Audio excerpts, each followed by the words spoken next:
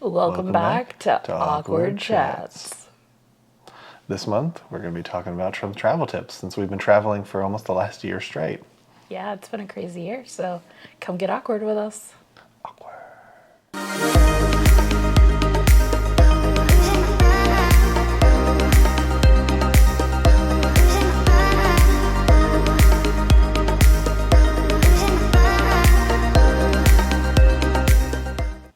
So, one of the interesting things I think we've learned about since traveling is the appreciation of having the ability to go through TSA Pre-Check. Now, I think we shouldn't have TSA at all, but that's not going anywhere. No, I mean, it could if we actually got behind it and forced it out, but yeah, it's rather unlikely.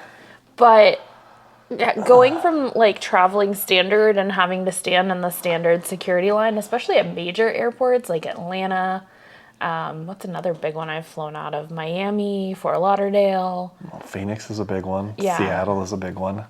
So those can take like a really long time in standard security. Oh, like, yeah.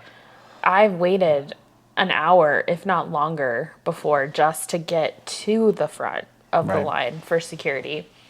Only to be told, like, take everything out, take off your shoes. You gotta, because you do, in regular security, you have to take off your shoes, take off your hats, take off your belts, Your jackets, anything in your pockets. Yeah. Etc., etc. Everything has to be removed. And then it also depends on the day of the week. Sometimes they don't make you take off your shoes. Mm-hmm. Most of the times they do. That's one of the things that I have the problem with when it just comes to this whole system in general. Airport to airport, it's different. Airport to airport, person to person in that airport, there's no consistency, there's no anything. They'll just do whatever the hell they want to do. When you think about it, TSA Pre-Check is basically you just go in this line and they do your check faster. Clear, you have to use your face as like a form of identification. It scans your face and then you basically move into the same line that TSA Pre-Check is. So it's not, It can be faster depending on, some airports have different lines for TSA Pre-Check and Clear. Some don't, like the Atlanta does not. So like you go through Clear, then you wait in line and then you join in basically with the TSA Pre-Check at the scanners. That's how it works in Atlanta. Seattle, it was two separate lines, so you kind of go different ways and they have different machines for each one. So it just kind of depends on the airport, depends on how it physically shakes out.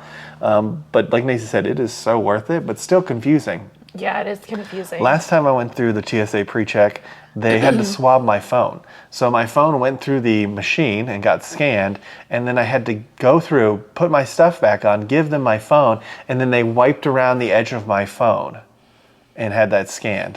Which has never happened. For what? That has never happened. Like, just the ridiculousness of it is next level. My belt constantly sets off the metal detector.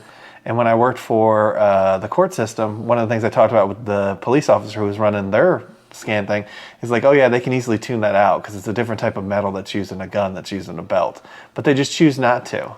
Which and is it's like ridiculous. This absolute nightmare that this scenario has become is just like, how can we degrade you even further and make sure that, you know what they need. Yeah, make sure that you don't forget that you need us, even though you're not doing anything. I know for me, regardless of what I have on myself, I always get a swabbed. Like my pump always gets swabbed every time. And then depending on the airport, sometimes I get a pat down too. It just depends on, and I honestly, I have found the less I fight and like stick my nose up at it, the quicker they are. Like literally, like if I hand them my pump, they don't even have 2 seconds to think about patting me down. So I just hand them my pump and they're like, oh, okay. And they do the swab thing and they let me go. But I have found like if I don't, like if I'm not like, hey, I have my pump and like do this, do that, then they're all like, oh, well, let's give you a pat down. And I have learned to just be like, here you go. Like this isn't my first rodeo. I'm going to help you make this line go faster. Right. And it's stupid, but it's because I wear an insulin pump and a continuous glucose monitor, and that happens whether I'm in pre-check or the regular line. Regular line is a lot worse and more stringent. I have found that on the pre-check line, I can literally, like, especially if they just have the metal detectors, I can take it off, hand it to them, go through the metal detector, and everything's cool. Yeah. Then the thing, too, like, it depends on how much staff they have at the TSA pre-check, because sometimes it does take a while, because then they have to go get someone to sexually assault you and touch every part of your body, you know, so they have to go find somebody who can do They have that. to find a female for me, yeah. And it's just like, okay, I didn't want to be, you know, groped, but I do need to take this plane flight, you know. Yeah, it's like, well, I have no other options. Like, Yeah. you're just kind of stuck. Yeah. Unfortunately. And I feel like anybody who has like a medical disability and some type of physical thing that has to like go through all this security at check, like there should be a way to get a waiver. There should be a way somewhere. Because I'm sorry, I just don't think people are hiding shit in prosthetics to blow planes up. Like, I just don't. Oh yeah, I mean, it's been shown that they haven't actually done anything of value and stopped anything. But like, it's definitely worth it though. It definitely saves you time. Sometimes the lines, like at Atlanta specifically, like when we've flown out of Atlanta, the line can be over an hour long, and they'll tell you it's going to be over an hour for the regular stuff. Which is insane. So it's definitely worth it. Whether you get TSA pre-checked or clear though, they're about the same thing. Yeah. There's not much difference to them. And it's kind of just whatever you're more comfortable in. Some credit cards do give you either a discount or you get clear for free. So check your credit card, especially travel credit cards. A lot of times they will have something where you get a discount on clear or you get it for free. Sometimes with TSA pre-check as well. So it just depends. Travel company to travel company, but definitely look into that if you're looking at getting it. Clear has to be done every year, whereas TSA pre-check is every 5 years. Something too to note is like go to your actual airport and see which line works better for you, because you can see at some airports there's no one in clear. Other airports, there's a ton of people in clear. Same thing with TSA pre-check. You know, sometimes you'll see a bunch in that line, and then other times they won't be there. They'll be in clear. So it's important to go to your actual airport, especially the one you're going to be flying out of the most, and doing a little like look around. Like, is this one faster? Is this one slower? You know, then decide which one you want to go to. Because again, from a process perspective, they take about the same time. Yeah. I mean, basically for TSA pre-check, you show them your ticket to get in line that it says TSA pre-check on it. And then basically you just give them your ID and they scan your ID through, and it's all based on your driver's license. So if your driver's license is correctly entered, then they'll allow you to pass. If it's not, then they won't. Clear, it's just your face scan. So, you know, you're kind of switching between a face scan and your driver's license, but you still have to give them your driver's license for clear. So it's not like that's not something that you're going to have to do. Yeah, you've had an issue with TSA pre-check where your ticket didn't match your driver's license. Even though it printed out TSA pre-check on your ticket, you went back there and it was still giving you crap. And then that was one of the biggest debacles we had with Alaskan. Which we'll talk about later, different airlines. So if you're on YouTube, definitely check out our full podcast on our Patreon, and we'll talk about sort of different airlines and the issues with that. But yeah, TSA pre-check can be a little bit of a nightmare ahead of time. One thing, and it's definitely a legit tip, is once you check in, if you have pre-checked or clear, make sure to check your boarding pass to make sure it's on there, because if it's not, and you get to the airport, most of the times they won't change it to make it on there. Because they'll have to unbook you and then they'll have to rebook you, and that's just too much work for the people at the counters. So know that ahead of time. Definitely get on that phone and start calling immediately if you don't see the pre-check on your actual ticket. Agreed, because we have had to do that almost every flight to Seattle, one of us. And Delta, one of us has always had to call too. So hopefully when we go fly back to South Carolina, everything should be good. Your Delta. This is the first time I've flown the Delta with the new updated information. Okay, so we'll get to find out if it worked or not. Yeah, and so like, but it's definitely worth it if you can get that part to work, just because the amount of time that you save is significant. Agreed, and yeah, I just don't like waiting in those long lines. I just don't like TSA in general. I think that it's an absolute scam, and it's become this nightmare situation where we're just punished for using air travel because we're stuck using it. There's no other options.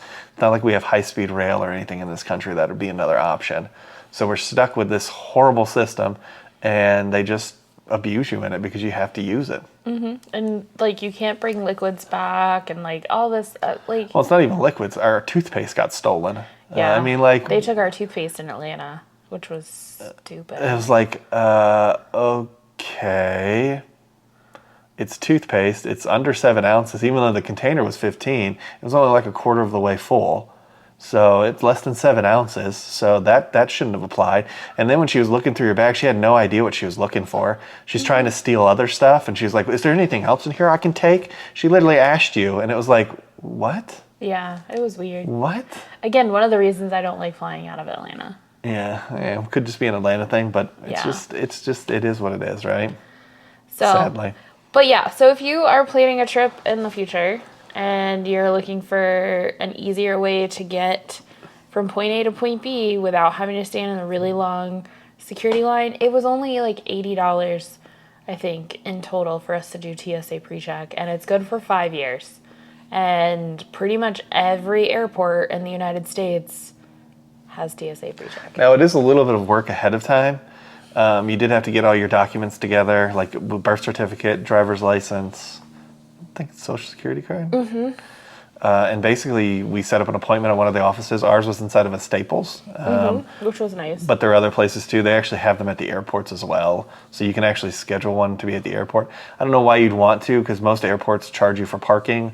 So it probably makes more sense to go to like a Staples or something, because you don't have to pay for the parking.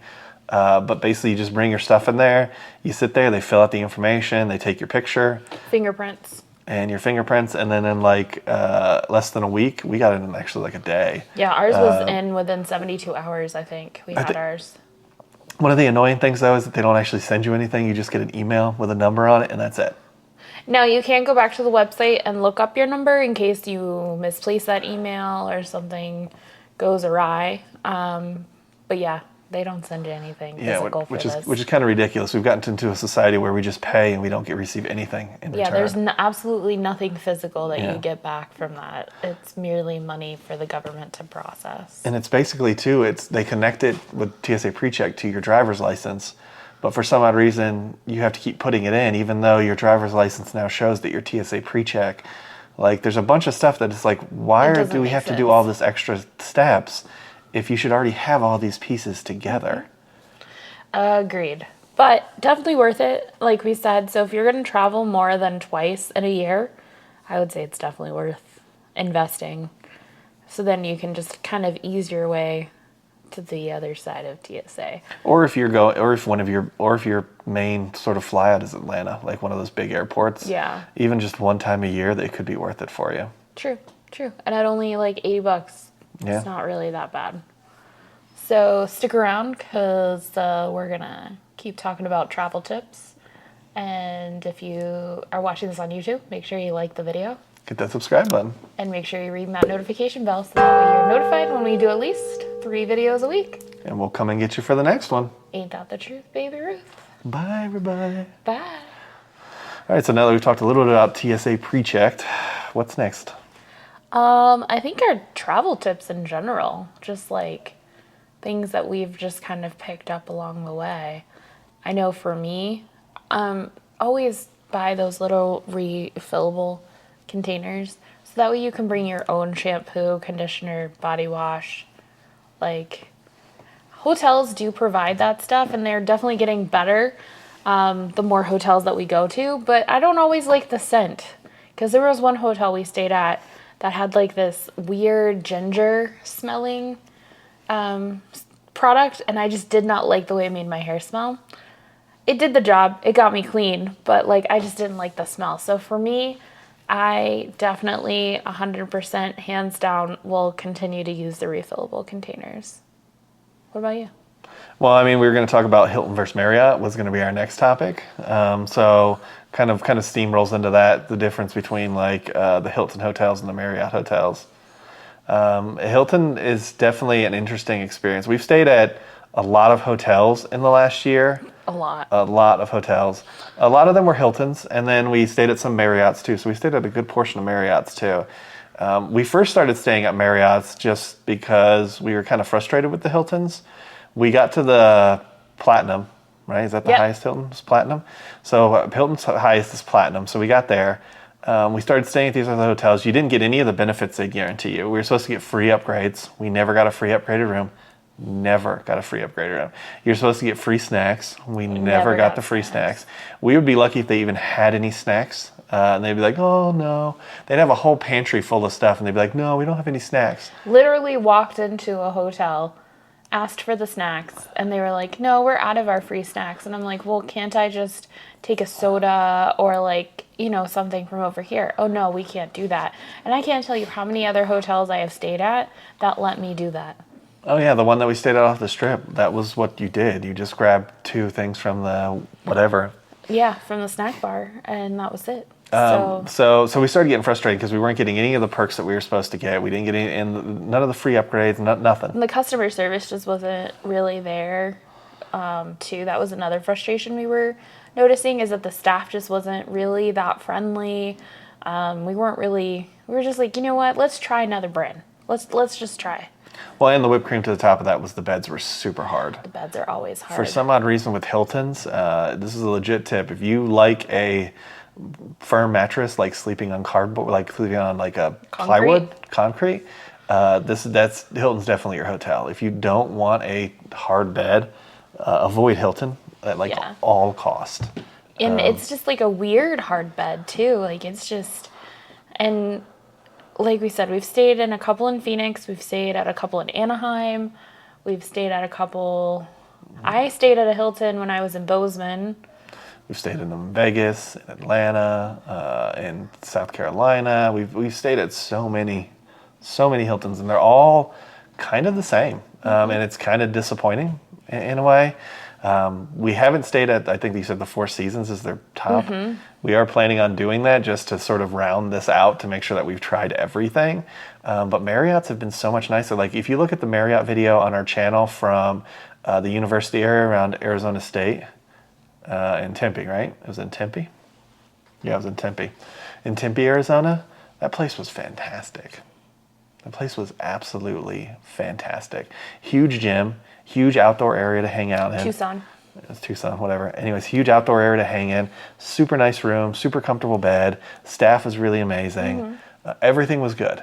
And it was a Marriott. And it was like, this is what it's supposed to be. And it wasn't like it was the top of the line Marriott. It was just a university Marriott. It was just their standard Marriott. It wasn't even the JW.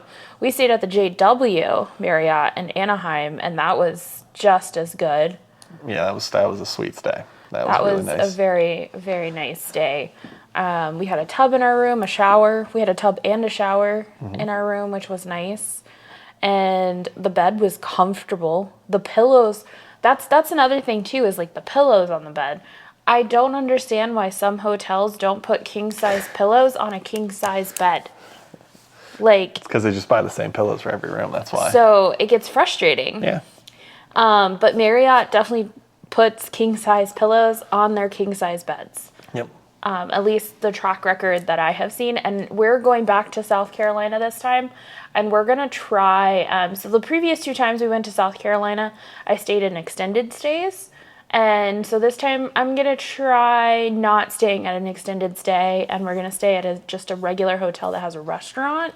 Just to see, A, do we like that? And B, how much different is it? Because when you stay at the extended stays, sometimes you get the smells of everybody else.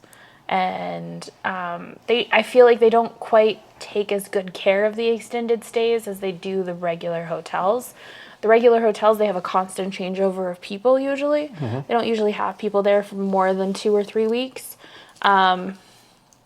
So I want to see if maybe it's a little bit nicer, because with the extended stays as well, you have to tell them when you want to get your room cleaned versus like they automatically come in and clean your room. Now, the Marriotts that I stayed at in South Carolina, they did it every other day.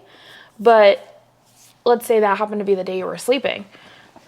So you would have to go downstairs and request. So right. Whereas like the regular hotels, it's a daily thing. And the Marriott that we stayed in South Carolina, if you missed a day, they wouldn't come back until you actually contacted. It was really weird. Like they would come every other day, but once you missed one of the days, they would just stop coming entirely until you went and contacted them for some reason. Which was weird. And it could just be that hotel, so I'm not holding that Marriott Hilton conversation. But we've definitely had some weird experiences at these hotels that you definitely want to check out those videos. If you're staying at a lot of hotels, we are doing a lot of them and talking about sort of some of the issues that we have.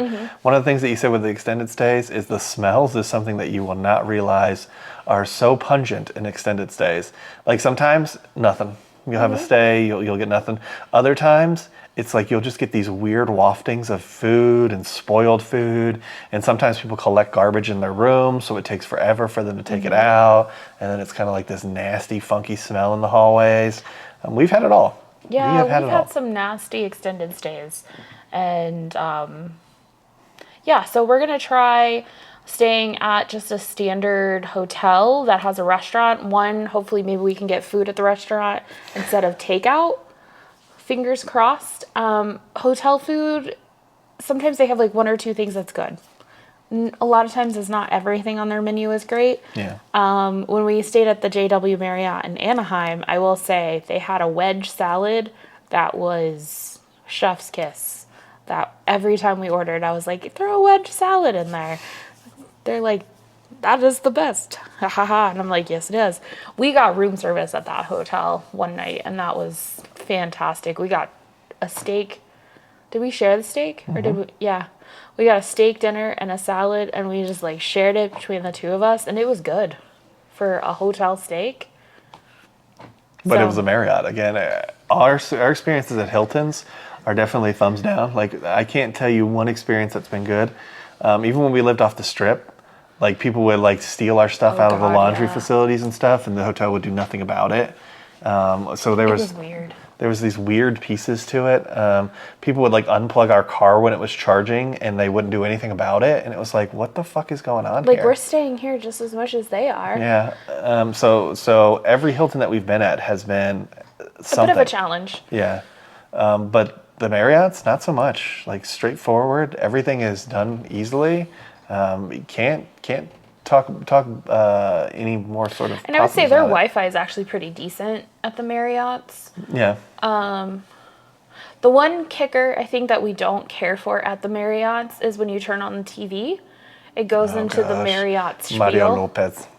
Yeah, it goes into the Marriott spiel, which is a lot like the Disney hotels. Yes. If you think about it, Yes, Disney, it you is. come into the hotel and they've got the Disney screen. So it's a lot like that. But we always bring our Roku with us when we travel, which is another legit travel tip.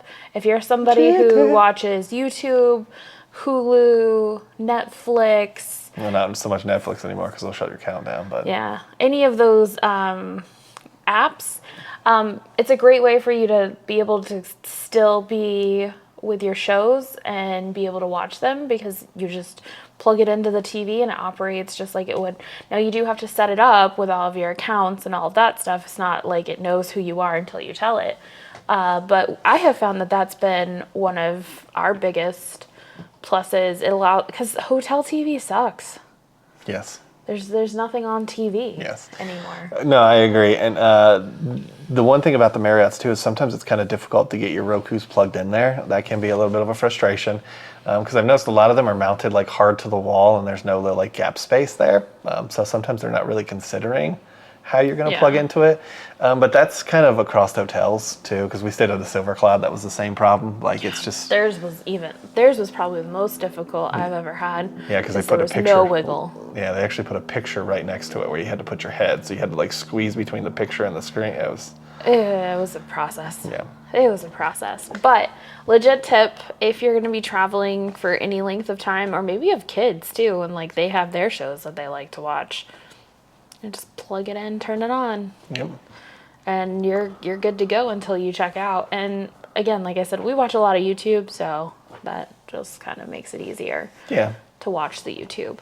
Plus, it gives you some options. Like you said, the TVs in the hotels are pretty. Well, TV nowadays just isn't very good. So, having the on-demand pieces to it allows you to actually relax and feel somewhat like at home.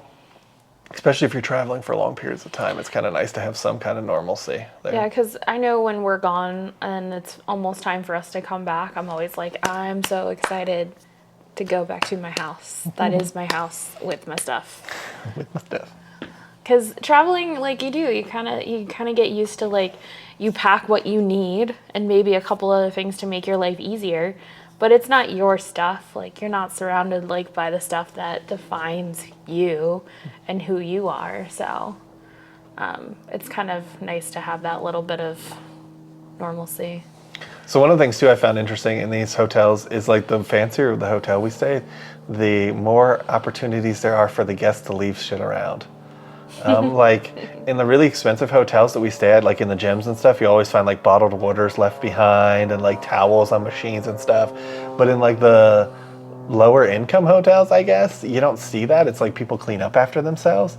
It's just a fascinating experience I wanted to kind of talk about. In the higher end hotels, people just assume that somebody is Yep. going to take care of it for Yep. them. So Exactly. yeah. Yeah, like at the JW Marriott when we were in Anaheim, that gym was littered with water bottles in the gym and used towels just like everywhere. And it was like, it's It is a fascinating. nice gym. And it's a super nice gym. It's the nicest. It's probably, if you take away the Tucson one, it's probably the second nicest gym I think that we've dealt with. I mean, it had like everything and like a meditation room and stuff. I mean, it was awesome. But like just trash everywhere. And I'm like, how do you stay in such a nice place and just trash it? But I guess it is like you just think someone else is going to be there to pick up after you. Yeah. Yeah, and I think too, like staying in those extended stays too, for the most part people pick up after themselves except for like the hallways. The hallways are always just like littered with trash. Yes. And yesterday's takeout, Yep. or maybe even more because they're leaving and now Yeah. they're getting rid of all of their stuff. And then the housekeeping people don't always come out right around like at the same time, so it could sit out there for 12, 16 hours before they finally come down and pick it all up, and that attributes to the smells, and you kind of just feel gross. And like I know the last one we stayed at in Tempe, literally like when we walked in the room, like this room smells bad, so we opened the window, and it did help with the airflow and keeping the room from being stagnant, but it was just like sometimes you're just like, wow, this room stinks. And you know they pipe smells. So it's like they're not even trying at this point. Exactly. So, There's no effort put into it whatsoever. but yeah, I definitely like Marriott like way more. And it'll be interesting because we're staying in a different area of Columbia this time. So we'll see if we like this other area, because the other two hotels that I've stayed at in Columbia weren't necessarily in the greatest part of town. Not that Columbia is like this special city, but Tiny city. we're staying a little bit closer to the university in like the downtown area this time. Yeah, so we're hoping to have a better experience. But you know, when you think about it, like if it's with us, we're definitely right now leaning more towards the Marriott brand, just because it seems like the customer service there. Every time we go to a Hilton, it's either you have to request the room service or like there's very little room service. But with the Marriotts, it's like they're still actually doing hotel things and cleaning the rooms and stuff. It's like Hilton's trying to lower the expectations and Marriott's still sort of hanging on. And hopefully Marriott wins that fight, because it definitely can get some bad situations with these hotels. Like they're just not clean. They're not fun to stay at. Yeah, nobody wants to go into a room and find a receipt from a week before. Yes, like we have a few times, yes. Or other things. Or we found a sock. Socks. That yes. was actually a Marriott, believe it or not. The one in New Orleans, that was Right. a Marriott. Yeah, but that was one of their It was niche a hotels. Yeah, it was like a Yeah. culture collection something or other. Basically, they bought an old hotel and made it. And it was okay. It actually wasn't a bad stay, because it had a bar and a restaurant, and Right. we were walking distance to Canal Street and all that other stuff. So if you want to see our Bourbon New Street, Orleans one, go check out our New Orleans hotel. I think that might have been the first Marriott we ever stayed at in a while. Yeah, I in a can't really while. speak Yeah. for the previous times. I never really kept track of where I stayed up until a couple years ago. I didn't really see the point in loyalty, but I mean, if you can collect the points and turn those into free vacations, then I guess eventually it works out. Yeah, maybe. I mean, we have a ton of points now we haven't done anything with. Yeah. So, that being said, what do we want to talk about next? So let's talk about airlines. So we've flown on a few airlines at this point: Southwest, Delta, Alaska. Basically, the only ones we really haven't flown on is American Airlines. That's kind of the biggest one we haven't flown on. And we haven't tried Frontier, but that doesn't count because that's crap. Yeah, I don't know if I'll ever try Frontier. I don't know if I want to. The amount of extras that you pay there just makes it not You worth end it to up me. paying the same. More, probably. More. And for less service. Yeah, exactly. So they have this idea that you're going to save money by flying with them by not paying for what you don't need necessarily. But I think in the long run, like you said, you probably do end up spending just as much, if not more. Oh, more easily. If you have to pay $99 to bring a carry-on on, you're spending more. There's no way that ticket's going to be that much less. Right. That's what I'm saying. So there's no way. And then you also have to more. pay for checked bags. You have to pay for Wi-Fi. Right. You have to pay for extra legroom. Yep. Which you do have to pay for extra legroom on other airlines as well, which is bullshit. But yeah, that's a whole conversation. How we let the TSA shrink the seat sizes and stuff is insane to me. Just so uncomfortable. The last plane ride that Nacy flew in, she's literally like stuck against a wall that jutted out into her seat space. yeah, I mean, it did. I had to sleep like in a contorted position, and then at one point I was holding my phone because I was listening to an audiobook, and I fell asleep and I dropped my phone, and I couldn't pick it up without doing a weird acrobatic thing with my feet because the seat was so close to me I couldn't actually get in the position that I needed to get it. Yeah. And that sucked. So yeah, I don't understand how we've gotten so bad here. It's just despicable, the things that we have allowed to happen in this industry. Like the legroom in itself, even on every flight that's not upgraded seats, is horrendous. My knees are basically like right into the seat in front of me. Then if they choose to recline, it's like this nightmare. yeah. It just sucks. Honestly, flying sucks in general right now because basically we haven't built any alternatives and there's no real competition. It's yeah. But let's talk about Alaska versus Delta, because even that is fascinating. So we've flown Alaska now 5 or 6 times. 6 times now, and we've flown Delta about the same. Yeah. It's crazy how bad Alaska is. Yeah, I love Delta. The one thing with Delta you have to remember is you have to bring an aux cord.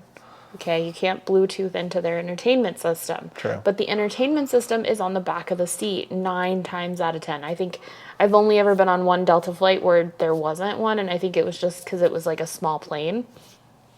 But all of their entertainment systems are on the back of the seat. Yeah, self-contained unit, nice. They do have free texting on the flight, and I think their Wi-Fi is only $5, so it's not a whole lot of money if you want to use their Wi-Fi for their flights. They do beverage service the entire flight. Yes. Entire flight. Yes. Whether you're in first class or you're in the regular cabin. Now, if you're in the regular cabin, it might take some time till they get to you, but they do the entire flight, even in the massive, massive planes. On Southwest, on Alaskan, like they do one, they chuck it at you. Well, I would say Alaskan is actually better than Southwest in the sense because Southwest just pours you a drink in a cup. Yep. And then they continue to pour whatever. Yep. Whereas Alaskan will give you the give whole you a can. Yeah, at least and give it's the not whole a can. very big can. It's a very small can as it is. It's like a 7 ounce, I think, or 7 or 8 ounce. Yeah. Yeah, it's not very big, but I don't know why I keep going high. Keeps losing. I think how it keeps going to SOS is having issues with this transmitting to this. So I've been having issues. I keep saying I'm out of range, but I'm like literally right here, and I think it has to do with the whatever the frick is going on.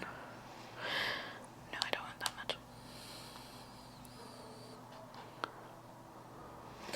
But yeah, one of the things too, like with the Alaskan Air, like so when we talked about the service, why she says that.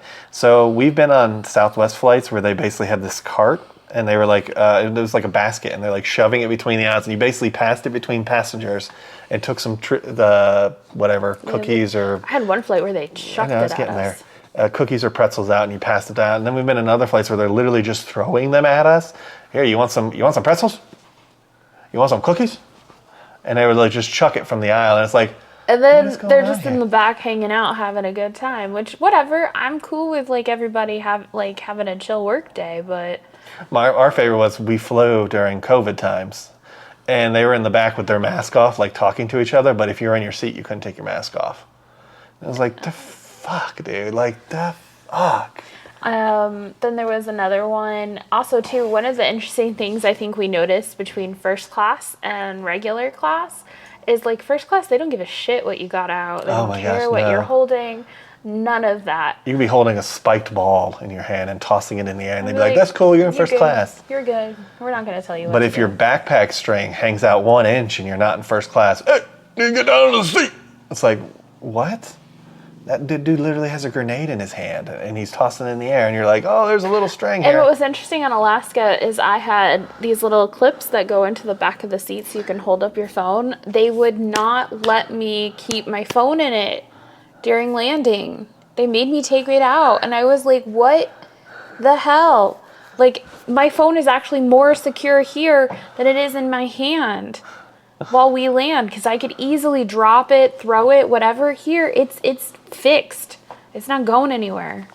Maybe I might smash my face into it, but I'm going to smack my face into the seat regardless. Right, because it's like 2 inches in front of me. So, I mean, it's the things that they complain about. And then, so the snacks on Southwest vary sometimes. Sometimes you get like that brownie brittle and chips. Like sometimes you get 2 things, sometimes you only get 1 thing. It just kind of depends. But it is always the same in Alaska. You typically get with Southwest, you get either the brownie brittle or you get like that Chex Mix type of thing. It's like it's not technically Chex, but it's like that Chex Mix where it's like pretzel and garlic bread or whatever. You either get one of those or you get both of them. That's typically Southwest. With Delta, you get the cookies, or you typically get a couple other things too. You can choose You get from. to choose, yeah. You get to choose between a couple of things on Delta, which is nice. They give you options. Like, hey, maybe you're somebody who doesn't want a cookie. Maybe you want a granola bar. I did try their granola bar one time. It was not very good. There was not any flavor to it. But if you're one of those people who like stuff that's just raw, it's probably right up your alley. But Alaska only gives these horrible pretzel sticks out, And they're dry. They're dry. They don't use real butter because it's vegan butter or whatever that they use on it. They taste like butt. They taste just like butt. It's like It like dries eating my cardboard. mouth out. I won't eat it unless I have a drink because it dries my mouth out completely. Yeah, it's exactly like eating cardboard. It's what you think eating cardboard would be like. It's just like. And they do sell the like bistro boxes and stuff on Alaskan, but We tried those once. You have tried those before. They're okay, but not the Delta one was banging. We had one on the Delta flight, and it was spectacular. which I may be purchasing again because we're going to be leaving at like 6 in the morning, which isn't a lot of time to get food at the airport because usually stuff doesn't open up. Yeah, till like 8, 7 So or 8. usually yeah. my only reprieve, because it's a 3-hour flight from here to Atlanta. So usually that's my only reprieve is to buy a protein box on the plane. And I don't know, I'm kind of tossing up the idea of purchasing first class tickets. I don't know. It just depends. Because right now there's no Delta Comfort Plus available on the flight that we're on. They're all middle seats, and neither one of us wants to be in a middle. I mean, first class, there's not really a middle. Right. So, but they're going for about $1,000 right now, and I'm just like, I don't know if it's worth spending $2,000. Agree. And that's the choice that you're stuck with because they've designed these planes so fucking poorly that there's no leg room, there's no place to move to, there's no side space. And they basically shrunk it so that they can get as much money out of you as possible and give you nothing in return. But 100% when we do come back, because we are going to stay the whole month of March in South Carolina, I will probably be making sure our flight home is first class, so that way we can at least come back home, chill, relax after a very long month of working. Yeah, very long month of working and doing videos too, because we'll be doing some videos out there as well. Yeah, we're going to check out Myrtle Beach. We're going to check out Charleston and whatever else we can get into. Whatever else we can get into. So hopefully the weather will be good because it's March, and March is kind of one of those like weird months where it's kind of cold, not cold. But we'll see. South Carolina is not a huge state either, so we may drive outside of South Carolina a day or two. We don't know. Yeah. We're gonna figure it out when we get there. But yeah, it should be fun. It should be. So make sure to subscribe to our YouTube channel so you'll see all those adventures as we do them, as well as all the fun things. Yeah, some of our other social media. Another thing we want to talk about is museums. So we've been to a lot of museums in the past year, and I mean a lot of museums in the past year. You can check them. A ton of them are on our channel. One of the things that we noticed is we went to the Museum of Pop Culture in February. And it was probably one of the more interesting museums that we've been to, and just... It was interesting, but I would almost put it as one of the worst. I know, that's what I was going to say. Probably one of the worst that we've been to. First off, we start with, we got there on a Wednesday, and it was closed on Wednesdays for some reason. Why Wednesdays? Usually it's like a Monday or a Tuesday that places are closed, or Sunday, Monday. For most museums, that's usually the day that they pick. But for whatever reason, they picked Wednesdays. And like all the artwork outside of the museum is like pictures of like Biggie Smalls, and that famous picture where he has like the crown on, and like all this, we got a bunch of that sort of history pieces in there. So I was like, I really want to see that. And we finally got back another day that Nacy got free. We went down there, went to the museum. It was a holiday, so in fairness, it was a holiday, so it was a little bit packed. We went to the third store. We played some instruments. That was cool. That was cool. That was probably the best part. That was the only thing that was worth it there, if you want to know my opinion of it. It was like, that was super cool. You could play like a guitar, you could play a bass guitar, you could play a keyboard, you could play drums, you could do vocal singing like you're in a studio. You could do like mix, like with a soundboard. Yeah, like a DJ thing. And then they had like jam booths where you would go in with like a bunch of friends and you could just jam on like the instruments that are there. Super You can cool. also plug in your iPhone to any of the spots and jam out to your own music. Music, yep. So, very cool. Very cool. Very cool. That was totally worth it. If you ask me, that was especially awesome. if you're somebody who likes music. Especially if you had friends too that actually knew how to play and stuff. That would be a super fun experience. But the rest of the museum, not so much. They had a Pearl Jam. They had a huge Pearl Jam exhibit. That was probably the biggest exhibit that was there, was Pearl Jam. I'm not a huge fan of Pearl Jam, but the reason why they had it, if you don't know, is because they're a Seattle music scene people. So it was like this interesting vibe there, but it was like Funko Pops, because Everett, just north of Seattle, is like where Funko Pops come from. So they had some big Funko Pops there. They had a lot of their like tour pieces, some song stuff. It was kind of neat. I think if you are a fan, definitely worth checking out. Because they had a couple little spots where you could just sit on couches and just jam, like just listen to the music, which is kind of cool. There were about 3 spots, I think I remember, in the Pearl Jam exhibit where they had like a little couch and a projector, and you could just kind of sit back and watch. It was interesting to look at. And then they also had Nirvana. They had a decent sized Nirvana one, not nearly as big as the Pearl Jam, but it was pretty big. And then they had Jimi Hendrix, which was not big at all. It was just a tiny little room. It was not what I was expecting. Yeah, not at all. The pop theme that we talked about when I talked about the Biggie Smalls picture was really about the photography, which was kind of weird to me. It was called Contact Highs, what the name of the exhibit was called. But none of that has anything to do with photography. Yeah. Like the name, like nothing in the name screams photography. Yeah, I thought it was going to be more about the artist, but it was about the photographers, and it wasn't even that well done of the photographers.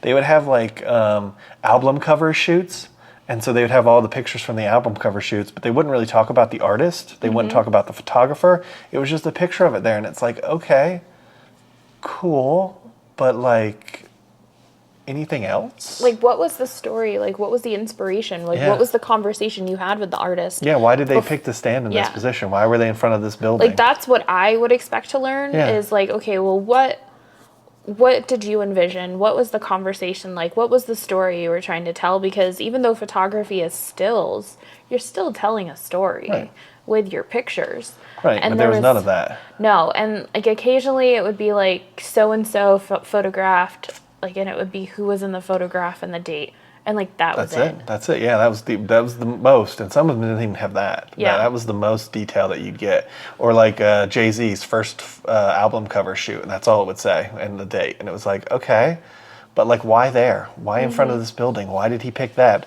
What did he say to the artist to be like, this is what I want it to look like, and this is how he visualized? You know, like, None of that stuff.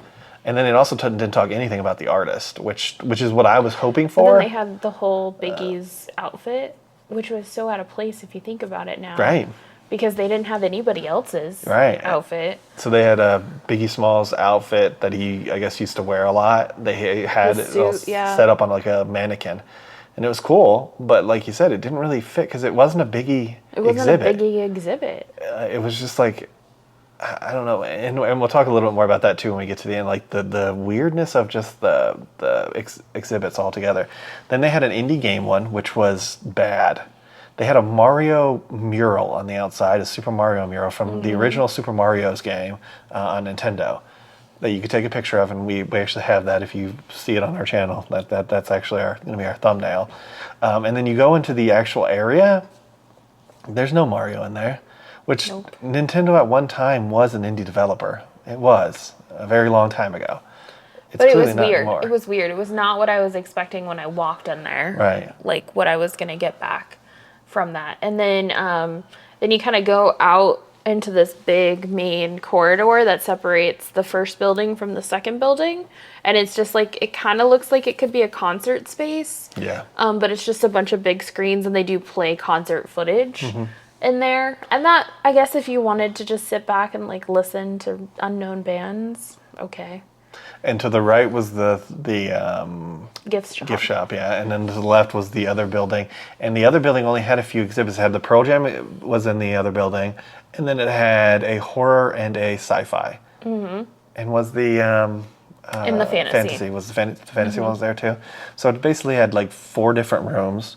It's kind of weird. The museum is like this weird shape, but it doesn't really work well Yeah, for what there's a they're lot trying. of upstairs, downstairs, and while they do have elevators, they're not easy to find. Yes. So it was a lot of stairs. It is a lot of stairs. Legit tip on that one. There's a lot of stairs there. But we went to the fantasy one. The fantasy one was definitely like Magic the Gathering inspired. It sort of had that kind of focus of like different kind of character archetypes and stuff, and then they would explain it with like different fantasy dramas. But really, they only had Harry Potter. They had a lot of Harry Potter, Lord of the Rings, Lord of the Rings, World of Warcraft. and that I feel like that was really it when it came to fantasy stuff. They had a little bit from They had that Dark Crystal. from the Dark Crystal from the Yeah. show, the Dark Crystal. But that was really it. Yep. There wasn't really a whole lot of expansion on the fantasy, and I don't know if maybe because I think World of Warcraft started in Seattle.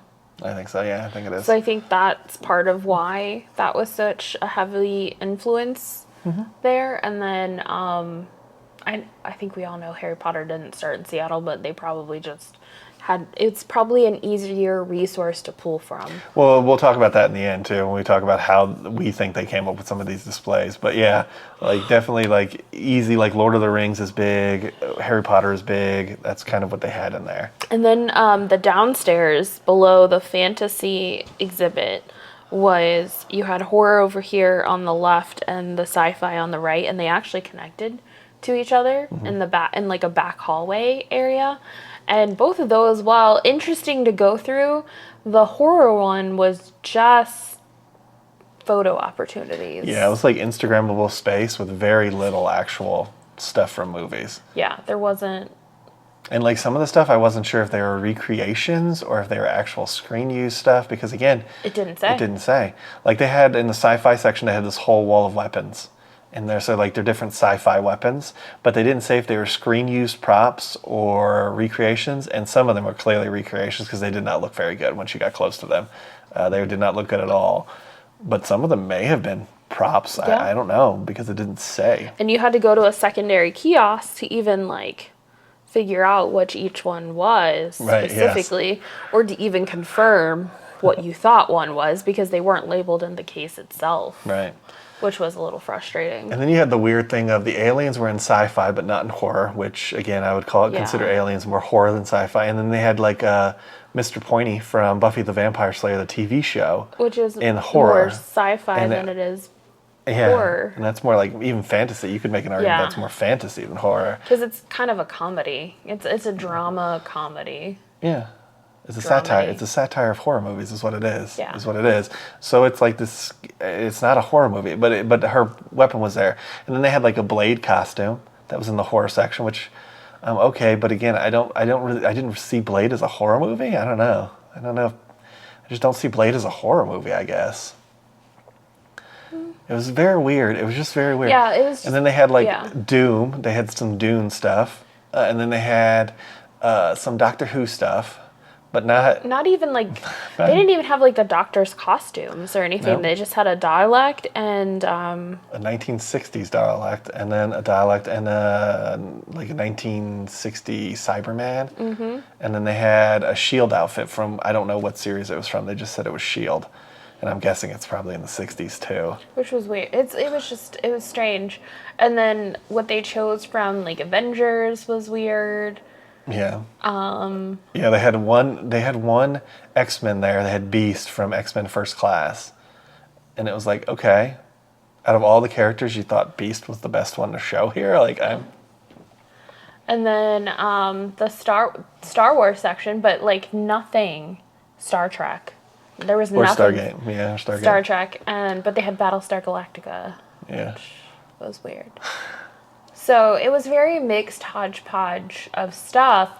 And like later on, we were talking about it. Like, one, there was no cohesive flow through any of them. Mm-hmm. And typically, museums tell a story, whether it's through time or from like origin. Creation to its physical, like, hey, this is the physical product. There's always like some type of story that's being told throughout a museum, and this was lacking that like severely. It was a lot of chaos and a lot of just kind of like like we're just gonna throw it against the wall and see if it sticks. Yeah, what we felt like was like they basically went to like eBay and we're like, what genres do I like? Oh, Dune, let's see what's available on eBay to purchase. And then they just buy whatever they could, and then they throw it up as like, here's our Dune exhibit inside of this sci-fi thing. And it's like, okay, why those pieces? Why are those together? Like what's the common thread here? Like they had the models from Aliens. Like they had the actual models, the miniature models that they would use for the scenes. But then right next to that was like an outfit from Doctor Who. And it was like, how do these go together? Like it doesn't, and like what they picked for pop culture fascinated me too. Because I didn't think Dune was pop culture. I thought that was a very niche thing. Yeah, it felt like a lot of what they were picking were very niche genres where it's very specific to a specific person and not very like mass. Whereas like, but it was weird that they picked Star Wars and not Star Trek. Like it was weird to have one and not the other represented in that room. Yeah, I'm just guessing. You got, again, that's what they found on eBay. They're like sci-fi. Oh, here's some Star Wars stuff, And like the weapons, like they had a Phase 2 phaser from Star Trek, and it looked so bad. I'm like, this has to be a reproduction, but there's nothing that tells you that. And it was like, it just did not look good up close. And I'm like, is that what the props look like? Because that's some shit. They definitely did some CG in afterwards. But nothing to tell you those things. So I don't even know if it was just like a bad replica that they bought or if it was like screen used. Like it seems like there's so much potential in that museum that was just kind of like meh. And the most disappointing though was the indie games. I was super excited to see like some games and stuff. They didn't even have like Meat Boy, which is like the biggest indie game that I know of, and it's an older game. But it's like, it is the indie game. It's what sort of led the revolution for indie games on PS3. To not even have like mentions of that, it was like, Well, I think the other weird thing was the gift shop. The gift shop was weird because like there was so many things in the gift shop that weren't in the museum. True. And I'm like, okay, all right, well, this isn't in the museum. Why do you have... They had like a ton of like Star Trek pins and stuff, and it was like, but there's very little Star Trek in there. That was strange to me, I think. They also had a lot of guitar picks. Yeah, it's true, and it's not a music museum, but most of the displays were music. Yeah. I didn't understand that either. Yeah. The magnet that we ended up getting was a guitar pick with like bubblies inside, but you're right. It's kind of weird because this isn't a museum of music. It's a museum of pop culture, which does kind of beg the question. I never thought Pearl Jam was pop culture. Yes, they're big, and yes, they've been around for a very long time, but I don't consider them pop. You know what I mean? Like, they've never been pop. They've never been popular. And I also don't feel like they really defined anything either. When I think of pop culture, I think of something that defined a generation. Yeah. And I don't feel like Pearl Jam defined any generation. They weren't like key parts of any type of movement or... No, I think they were early grunge. So they were definitely early grunge in the grunge scene that sort of swept. But that seems to be whoever's 90s. curating that museum is very into the grunge music scene, obviously with Nirvana and... Right, which was pop culture at one time at the end of the 90s. That was sort of pop. I can see that. But at the same time, Pearl Jam wasn't the face of that. Nirvana was. So if you want to make the argument that Nirvana was, I can see that. But, you know, Pearl Jam never really, I feel like... I don't think they ever broke out. From their sort of... From there. It's kind of like the Rocky Horror Picture Show is what I compare them to. Yes, it's big, but it's big in its niche, and not so much in the entirety, which then begs the question, well, then it's not popular, right? Right. But I feel the same thing about Dune. There was tons of Dune in there. That has never, to me, broken out. That's always been a niche film. Aliens is kind of niche, too. I mean, it's a little bit bigger. I can see the argument there for Aliens. But some of the other stuff, too, you're just like, why this stuff? Mm-hmm. You know, like World of Warcraft is very niche. It's not popular. It's not mainstream. You have to have a computer. You have to, you know, like there's a bunch of things that you'd have to, I don't know. I agree. But yeah, especially when you compare it to some of the other museums we've been to. It definitely was lower on the list. And the biggest thing is story. There just wasn't a story. Even throughout each section, there wasn't a story about, like, what are we doing here? Mm-hmm. Like, you think if they did, like, sci-fi, they'd do, like, oh, behind the scenes, how they make the visual effects work or something. But no, it's just, here's some pieces. Here's some shit. Here's some shit. Here's some shit. Here's some shit. Here's some more shit. Here's shit. So, yeah. Here's some endless mirrors to look at. And the price varies, too. Yeah, which is fascinating. They have a Disney pricing model where they vary prices per day. Which is annoying as shit. Yes, it's everything. Because we ended up paying more money. Yep. Than probably if we had gotten to go on a Wednesday. But, I mean, it's fine. Like, we enjoyed the experience, but I don't know that I would go back there. I don't think it was worth my time. I would definitely be hesitant, and there would definitely have to be something that I'd want to see being displayed as, like, a main thing. Like if they had, like, a new exhibit or something on a band that you liked, or... Or even a focus on, like, some specific pop culture. I mean, even, like, a Harry Potter one, or, like, a Star Trek, Star Wars one, or something, you know, like, something that was, like, grounded some, so there's a whole story there, instead of just, this is the stuff that we got this week. Here's what I found on eBay, guys. Look what I found. Look what I found in the trash out back. Somebody threw it away. I was driving past the Funko store last night, and I saw this in the garbage can. I think we can repurpose it. You see them on top of that walkway between the Funko store and the parking garage stealing them. They're like popping them on back. This will look really good in our museum. Oh, look, guys, I found all this stuff that I collected since I was, like, in high school. You think we could throw it in a museum? Maybe it'll make it worth something. We don't mean to poo-poo it on this bad, but it was just not... It wasn't what we thought it was going to be, yeah. It was expensive. It did not do a good job using the space inside the building, and it was just not... It was not a great museum, honestly. I mean, I like the... sadly, I enjoyed the World War II Museum in New Orleans more than I enjoyed the Mopop Museum. Yeah. And I don't even like war or, like, army or, like, that type of just better done. Propaganda. Yeah. Which is all that is. But that's another conversation for another day. But... it just, I don't know, it didn't do a great job telling a story. Now, again, going back to the beginning, if you are somebody who's a musician, or maybe you're interested in picking up an instrument and you live in the Seattle area, that's a great place for you to kind of go and explore. Yes, 100%. So it does have that relatability to it. Or if you're a big Pearl Jam fan, I think Yeah. that section. If you're a Nirvana fan, it might It's not be not as good as as you big. think. Or a Jimi Hendrix fan, you'll see some cool pieces, but there's not that much there. But definitely, if you're a Pearl Jam fan, it would be worth going just to see all the everything that they had there. Yeah, so but if much. you're a sci-fi horror fan, maybe skip it. Yeah. I think there's other places that you could probably find cooler shit. So, I think that's going to wrap up our awkward chats for this month. yeah, if you guys liked the podcast, make sure you like it and follow us wherever you're listening to our podcast on. Yeah, and hit us up on social media and our other channels, especially YouTube, where we're doing a lot of our videos. And I guess we'll catch you guys in the next one. Yeah, we'll see y'all in the next one. Bye, everybody. Bye.